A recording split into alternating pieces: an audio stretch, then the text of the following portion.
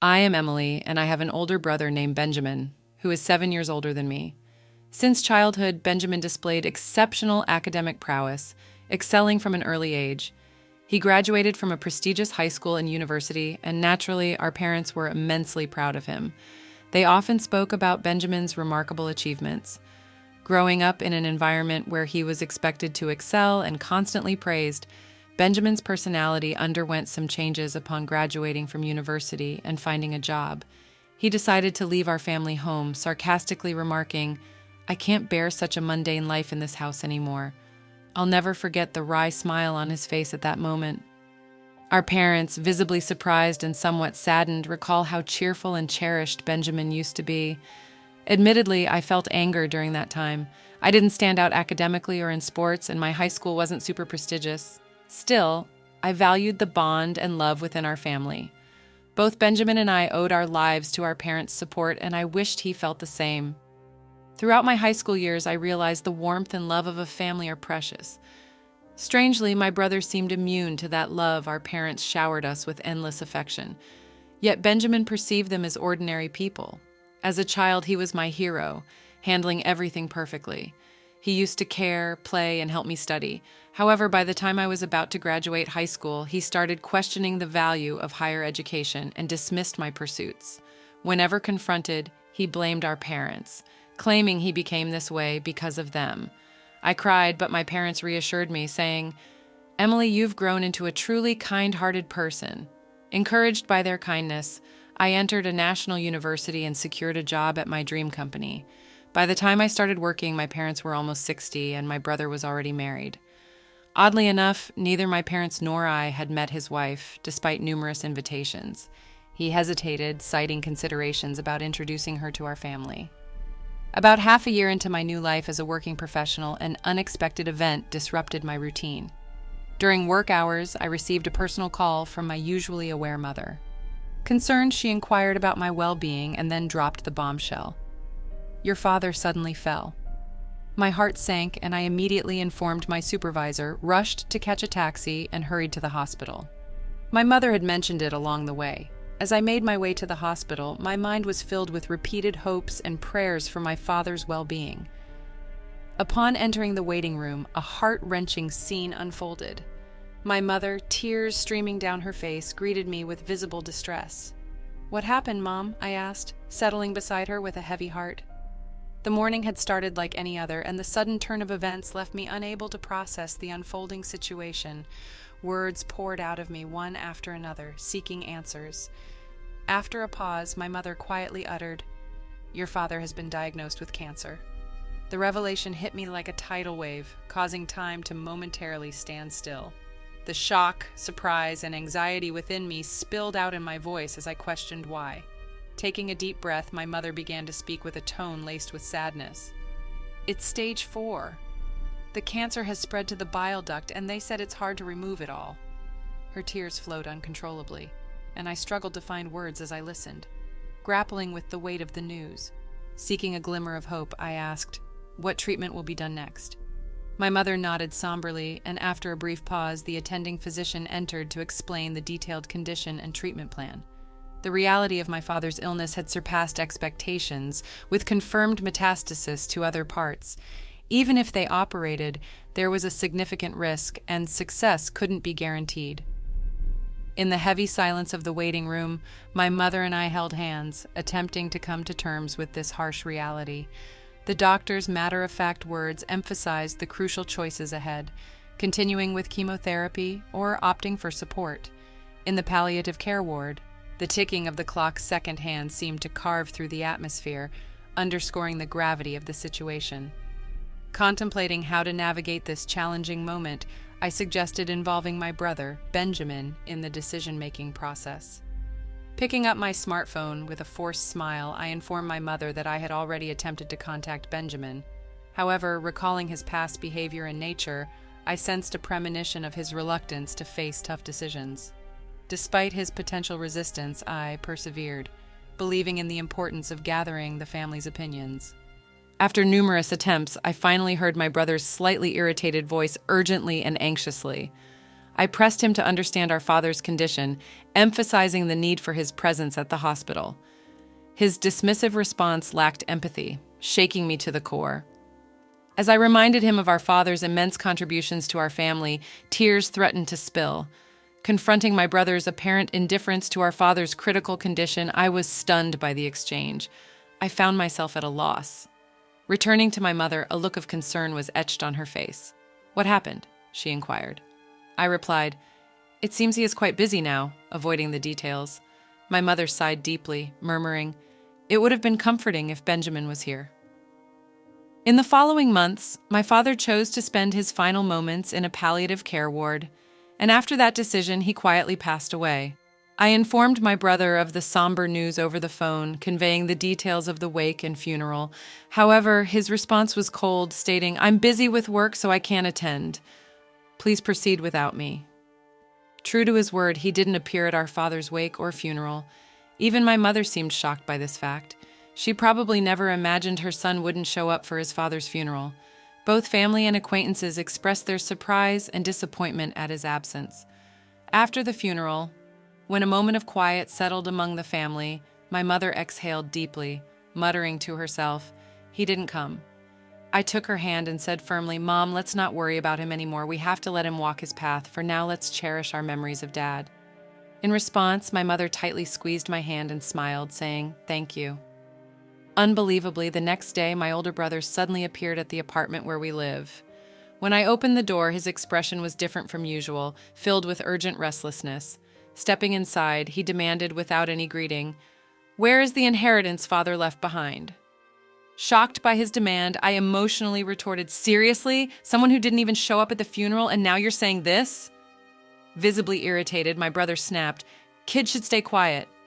"Hey, did you love and enjoy the story? Take a moment to like and subscribe for more." Instantly tensing the atmosphere, my mother stepped forward to calm the situation, explaining, "Apart from this apartment, your father didn't leave much behind."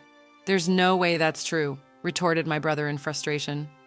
Barely concealing his anger and remaining calm, my mother placed my father's passbook on the table for him to see. Flipping through it, it became clear that all the savings our father had were transferred to a different account. "What is this all about?" my brother exclaimed in surprise. Gently, my mother replied, "Your father had instructed me to move all the money to my account earlier. Also, this apartment's name has been changed, and now it's in my name." Taken aback, my brother was at a loss for words. He merely clicked his tongue in frustration and left. As we watched his departing figure, we were once again filled with admiration and gratitude for our father's foresight and his plan to protect the family. A few months later, my mother suddenly fell, and she was immediately taken to the hospital. It was completely unexpected, and the family was filled with shock and concern. The diagnosis revealed that she had pneumonia, and it was in a more advanced stage than we thought. I recalled that she had been coughing slightly lately, and when she visited a small clinic, the diagnosis was a minor cold. Relieved by this news, we didn't think much of it. However, more detailed examinations at a major hospital revealed a much more severe condition, giving her only about 3 months to live. Hearing this news left me speechless, as it seemed unimaginable, especially considering how healthy she appeared. Tragically, just a few days after the 3-month mark, my mother quietly passed away, leaving a space filled with indescribable stillness and sorrow. Filled with guilt and grief, I questioned why I didn't notice sooner, and why I didn't take her to a bigger hospital immediately. Even after learning about my mother's pain, there was no sign of my brother coming to our house. My aunt, my mother's sister, and I handled the arrangements for the wake and the funeral. Understandably, my brother's absence was a significant shock for my aunt, just as it had been during our father's funeral. However, expecting or saying anything to my brother felt meaningless given his past actions.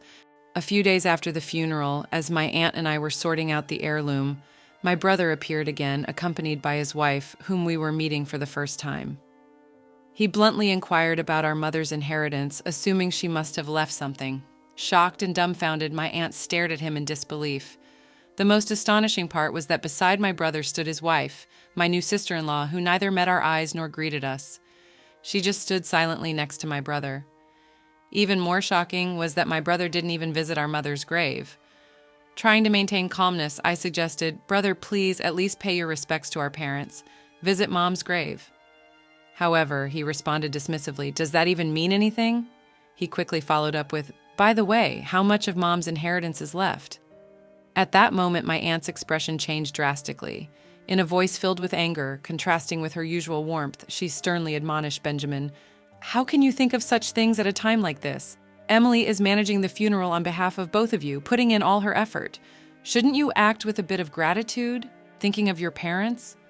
However, my brother completely ignored our aunt's anger, responding dismissively, "Auntie, it's none of your business. Don't interfere." With demands made by both my brother and sister-in-law, the atmosphere in the room became cold and tense. Behind my brother, his smiling sister-in-law remarked, "Of course, I remember your name, Emily. Do you plan to keep all of your mother's inheritance for yourself?" "Sorry, but we can't allow that. This apartment is so lovely. I think it's perfect for us." I never imagined that my brother and his wife would make such audacious demands. "Why should I have to leave for the sake of both of you?" I asked, my voice quivering. Undeterred, my sister-in-law continued, "This apartment has just been renovated and its location is amazing. It's close to the station and there are plenty of shops, so we'll be living here." My anger reached its peak and I couldn't hold back. "Big brother, all you care about is the inheritance. What are you thinking?" Turning away, my brother let out a heavy sigh, remarking, "Such vulgar behavior. Do you think raising your voice solves everything? We'll be back here in 3 days. Have everything ready to move out by then." With those words, their intentions became crystal clear. A mix of my anger and sadness bubbled up, and I couldn't stop my tears from flowing. However, this wasn't just a one-time event. Determined, I wiped my tears. My aunt gently tapped my shoulder and handed me a letter. The delicate handwriting of my mother adorned the envelope's surface. "What's this, Auntie?" I asked, carefully opening the envelope. "Your mother entrusted this to me for a just-in-case scenario. She told me to give it to you at the right moment," my aunt said, tears forming in her eyes. Unfolding the paper inside, my mother's beautiful handwriting filled the page. "To my precious Emily, if you are reading this letter, it means I'm no longer in this world. I'm truly sorry for our parting." Warmth filled my eyes and tears began to flow. "You might have Benjamin visit the house concerning the inheritance, but don't worry. Everything that your father handed down to me is now yours." I was at a loss for words. I had no idea my mother had thought this far ahead and prepared everything in advance. "I'm sorry for suddenly leaving you alone, but I'm at peace because I've seen how much you've grown into a wonderful person. While learning is essential, it's not everything. The kindness and compassion you learn through your interactions with people are what I believe holds the most value. Your father and I were genuinely happy to see you grow up with such a warm heart until our last days. Words can't express just how proud we are of you. I truly want to express my heartfelt gratitude. Thank you." Overwhelmed, I read on, deeply moved. Mom's words before me blurred with my tears, but I was determined to take in every sentiment my mother had conveyed and continued reading. "After your father passed away, following his wishes, I secretly changed the apartment's ownership to your name. I'm sorry for using your seal without permission, but it was both your father's and my wish.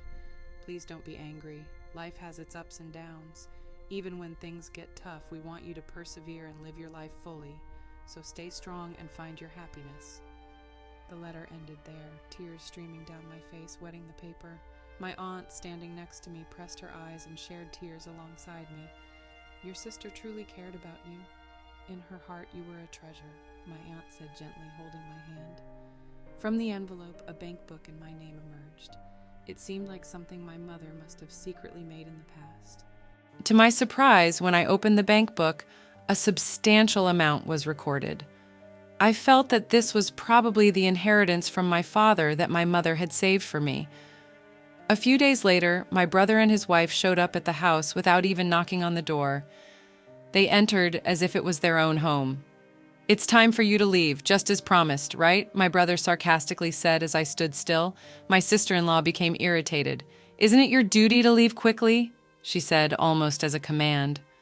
For a moment, I felt overwhelmed by the atmosphere, but I took a deep breath, looked them straight in the eyes, and said calmly, "Actually, this house is now under my name." With that statement, the room's atmosphere became tense. My brother and his wife looked at each other, exclaiming, "What? What kind of joke is this? I am the eldest son. I should inherit the house, right?" Shaken, my brother said beside him. My sister-in-law stared at me, saying, "This is the first I've heard of this." However, I had decided to state the facts. "The house and the inheritance are all managed under my name, so there's nothing to divide," I stated firmly. My brother frowned. "Then hand over half of that inheritance to us," he demanded. But I questioned, my face turning red. "This money was left for my future and to ensure that I take care of the house. You always look down on me, and now you're asking for money. What changed?" Surprisingly, my sister-in-law exclaimed, "Wait, what is this? This isn't what we were expecting." From what I gathered, my brother recently faced significant trouble at his job and was subsequently fired. Not only that, but he and his wife were moving from one day job to another, seemingly in a tight spot financially. They probably had high hopes for my mother's inheritance and the house, but with my revelation, their expectations were shattered and they began bickering, placing blame on one another. Watching their childish dispute, I thought, what can be gained from all this? To them, I said calmly, "This is my house now. If you make any unnecessary fuss, I'll call the police." Trembling with anger, they reluctantly accepted my words and left. Since then, I've had no contact with them. I deliberately deleted all their contact details and began a new life in this apartment. This apartment is my treasure, filled with memories of my father and mother. Now I have a loving partner by my side. We plan to build a new family in this apartment. He respects my decision and proposes that we take the first step to our new life here. Our future is bright, and I want to pass on the warm love my parents gave me to the children we will have in the future. Did you enjoy the story? We'd love to hear your thoughts. Thanks for watching, and don't forget to leave a comment and subscribe for more content like this.